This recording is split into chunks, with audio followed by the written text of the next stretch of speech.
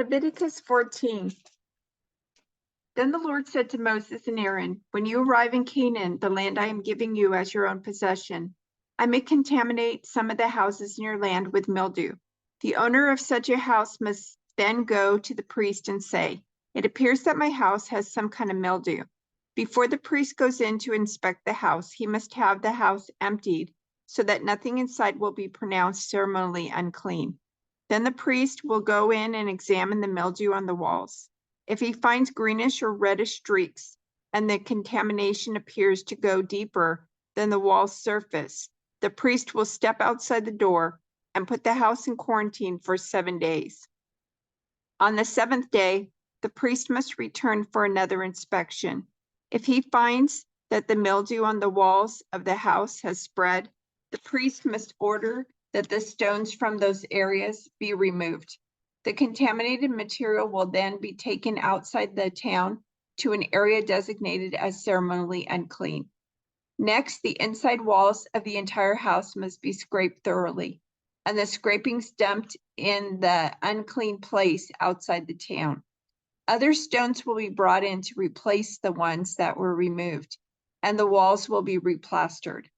But if the mildew reappears after all the stones have been replaced and the house has been scraped and replastered, the priest must return and inspect the house again. If he finds that the mildew has spread, the walls are clearly contaminated with a serious mildew, and the house is defiled. It must be torn down, and all its stone, timbers, and plaster must be carried out of town to the place designated as ceremonially unclean. Those who enter the house during the period of quarantine will be ceremonially unclean until evening, and all who sleep or eat in the house must wash their clothing. But if the priest returns for his inspection and finds that the mildew has not reappeared in the house after the fresh plastering, he will pronounce it clean because the mildew is clearly gone. To purify the house, the priest must take 2 birds, a stick of cedar, some scarlet yarn, and a hyssop branch. He will slaughter one of the birds over a clay pot filled with fresh water. He will take the cedar stick, the hyssop branch, the scarlet yarn, and the live bird, and dip them into the blood of the slaughtered bird and into the water. Then he will sprinkle the house 7 times. When the priest has purified the house in exactly this way, he will release the live bird in the open fields outside the town. Through this process, the priest will purify the house, and it will be ceremonially clean. These are the instructions for dealing with serious skin diseases, including scabby sores and mildew, whether on clothing or in a house, and a swelling on the skin, a rash, or discolored skin. This procedure will determine whether a person or object is ceremonially clean or unclean. These are the instructions regarding skin diseases and mildew. The Lord said to Moses and Aaron, give the following instructions to the people of Israel. Any man who has a bodily discharge is ceremonially unclean. This defilement is caused by his discharge, and whether the discharge continues or stops. In either case, the man is unclean. Any bed on which the man with the discharge lies or anything on which he sits will be ceremonially unclean. So if you touch the man's bed, you must wash your clothes and bathe yourself in water, and you will remain unclean until evening. If you sit where the man with the discharge has sat, you must wash your clothes and bathe yourself in water, and you will remain unclean until evening. If you touch the man with the discharge, you must wash your clothes and bathe yourself in water, and you will remain unclean until evening. If the man spits on you, you must wash your clothes and bathe yourself in water. You will remain unclean until evening. Any settled blanket on which the man rides will be ceremonially unclean. If you touch anything that was under the man, you will be unclean until evening. You must wash your clothes and bathe yourself in water, and you will remain unclean until evening. If the man touches you without first rinsing his hands, you must wash your clothes and bathe yourself in water, and you will remain unclean until evening. Any clay pot the man touches must be broken, and any wooden utensil he touches must be rinsed with water. When the man with the discharge is healed, he must count off 7 days for the period of purification. Then he must wash his clothes and bathe himself in fresh water, and he will be ceremonially clean. On the 8th day, he must get 2 turtle doves or 2 young pigeons and come before the Lord at the entrance of the tabernacle and give his offerings to the priest. The priest will offer one bird for a sin offering and the other for a burnt offering. Through this process, the priest will purify the man before the Lord for his discharge. Whenever a man has an emission of semen, he must bathe his entire body in water, and he will remain ceremonially unclean until the next evening. Any clothing or leather with semen on it must be washed in water, and it will remain unclean until evening.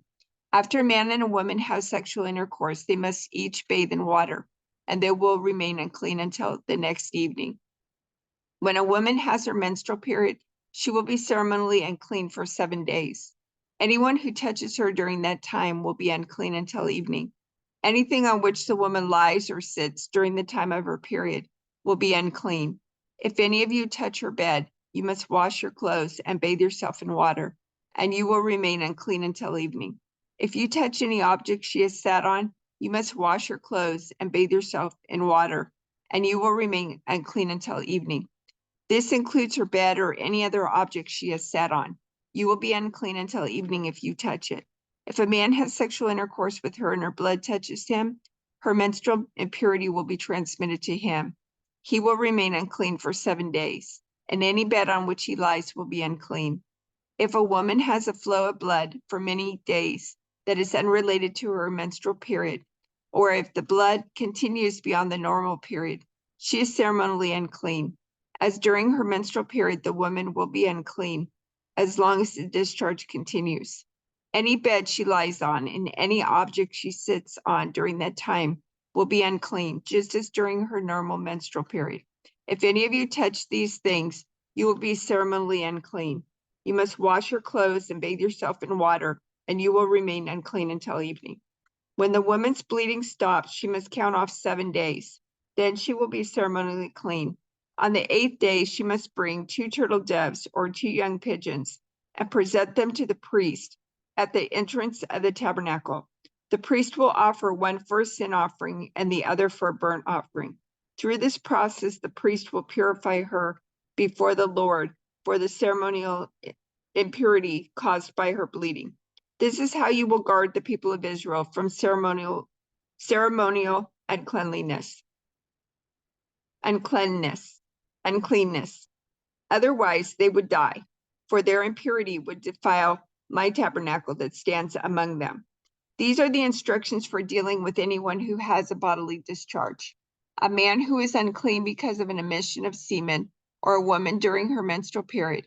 It applies to any man or woman who has a bodily discharge, and to a man who has sexual intercourse with a woman who is ceremonially unclean. The Lord spoke to Moses after the death of Aaron's 2 sons, who died after they entered the Lord's presence and burned the wrong kind of fire before him. The Lord said to Moses, warn your brother Aaron not to enter the most holy place behind the inner curtain whenever he chooses. If he does, he will die. For the ark's cover, the place of atonement, is there, and I myself am present in the cloud above the atonement cover. When Aaron enters the sanctuary area, he must follow these instructions fully. He must bring a young bull for a sin offering and a ram for a burnt offering. He must put on his linen tunic and the linen undergarments worn next to his body. He must tie the linen sash around his waist and put the linen turban on his head.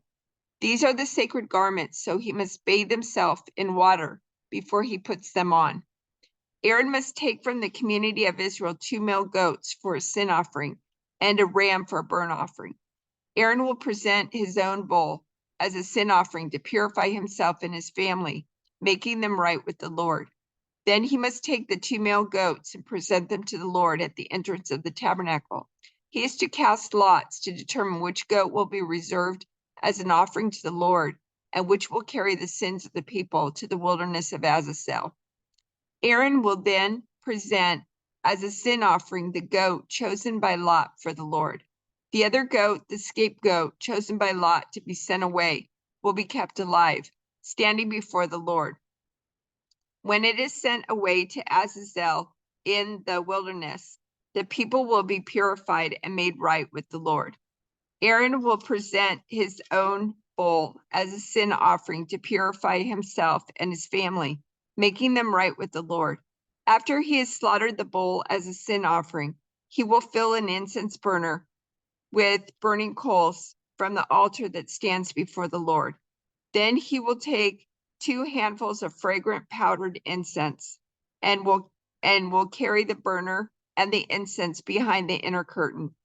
There in the Lord's presence, he will put the incense on the burning coals so that a cloud of incense will rise over the ark's cover, the place of atonement that rests on the ark of the covenant.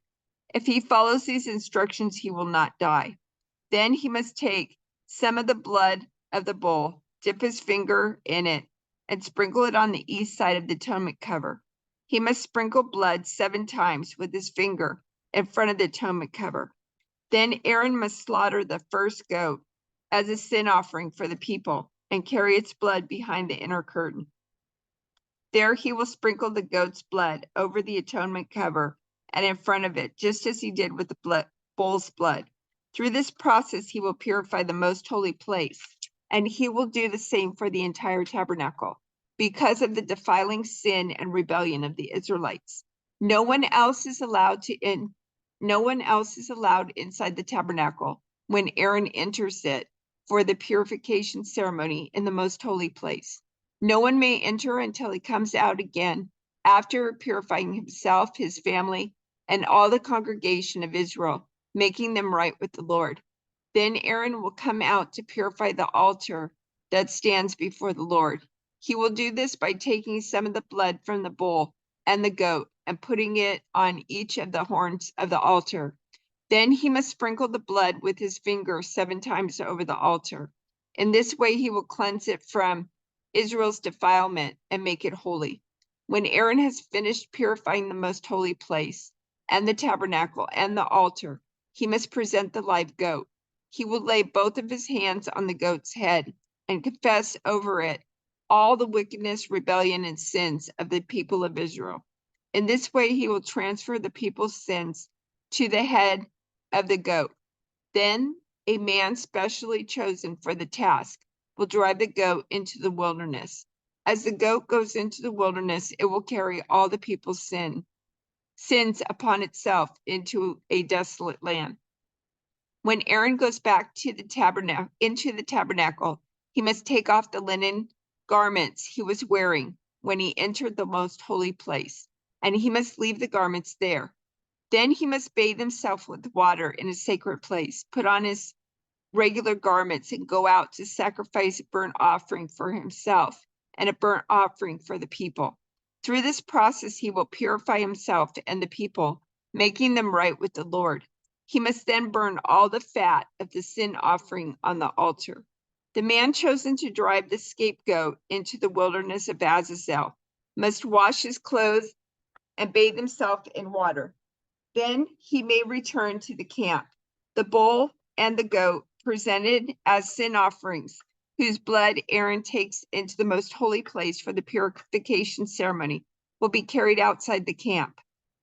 The animal hides, internal organs, and dung are all to be burned. The man who burns them must wash his clothes and bathe himself in water before returning to the camp. On the 10th day of the appointed month in early autumn, you must deny yourselves. Neither native-born Israelites nor foreigners living among you may do any kind of work. This is a permanent law for you. On that day, offerings of purification will be made for you, and you will be purified in the Lord's presence from all your sins. It will be a Sabbath day of complete rest for you, and you must deny yourselves. This is a permanent law for you. In future generations, the purification ceremony will be performed by the priest who has been anointed and ordained to serve as high priest in place of his ancestor Aaron. He will put on the holy linen garments and purify the most holy place, the tabernacle, the altar, the priests, and the entire congregation. This is a permanent law for you to purify the people of Israel from their sins. making them right with the Lord once each year. Moses followed all these instructions exactly as the Lord had commanded him.